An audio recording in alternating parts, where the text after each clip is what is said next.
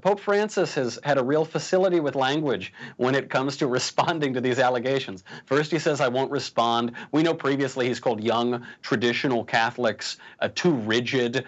He's gone on and on about this. And then when he called for the silence of his accusers, of the people who are legitimately, with great credibility. I know that word has been abused these days, but Archbishop Vigano does in fact have credibility. When they say that he was complicit, he knew about certain abuses and he covered them up, or he promoted people who were doing them, Pope Francis's response to say, well, they should be silent. There's a silent and prayerful, which is a very nice way of saying, shut up your face. I mean, that is what he's telling the Catholic laity around the world who have legitimate questions. And I hope that Vigano's second letter is a sign that the Pope and other bishops can't remain silent forever. Silence is not going to help us root out the evil that is existing in the bureaucracy of the Church. Right, and the way the mainstream liberal media covers this, it's so ironic because on one hand, they're telling us it doesn't matter if Dr. Christine Blasey Ford has any evidence, any proof of her allegations.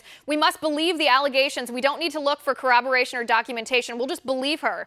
Yet on the other hand, we have Pope Francis here, and his accuser, Archbishop Vigano, says there is documentation. You don't have to take my word for it. Look at the documents for yourself. Not only do they not believe him, he's the accuser. Shouldn't we believe the accuser if those are the rules? Not only do we not believe the accuser, they're not even willing to look for corroboration. They're not willing to look for evidence and look for proof. They choose sides, not based off of justice. They choose sides based on their political agenda. I think that's evil.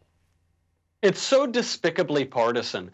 And you see, I mean, this is the New York Times par excellence, is pretending to believe all women, but they don't believe the prosecutor from the Senate Judiciary Committee, that woman who says that Ford's testimony falls apart. They say believe all of the accusers, and yet they don't believe Archbishop Vigano, who's exposing credibly abuses within the church. They won't believe him. Now you've got the New York Times defending sexual abuse in the Catholic Church. It's pretty funny. And what it means, by the way, is politics makes strange bedfellows. It means that now the Catholic laity are going to have to rely on civil authorities, on attorneys general in states from coast to coast, to try to open up these books and figure out what abuses are going on. Because at the moment, the press is complicit with the abuse undertaken by bishops. Right, and you have to wonder what makes certain cases of sexual abuse of interest to Democrats and what makes other cases of sexual abuse not worthy of attention by Democrats, makes it worthy of cover-up even, because it seems to me sexual abuse is sexual abuse and that it's